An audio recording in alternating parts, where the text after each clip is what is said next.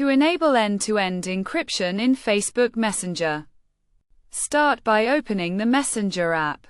Typically, when you have a conversation, you'll see the last message sent or received, along with other usual features. Some conversations may have a lock icon, indicating that they are end-to-end encrypted.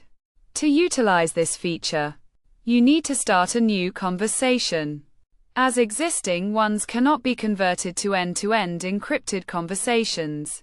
To do this, click the pencil icon at the top right of the screen and ensure the lock icon is enabled at the top right.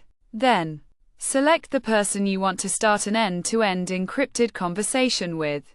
Once you've done this, the conversation will be encrypted, and you can start chatting as usual.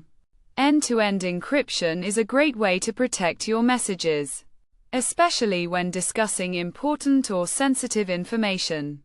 By following these steps, you can secure your conversations and enjoy the benefits of end-to-end encryption.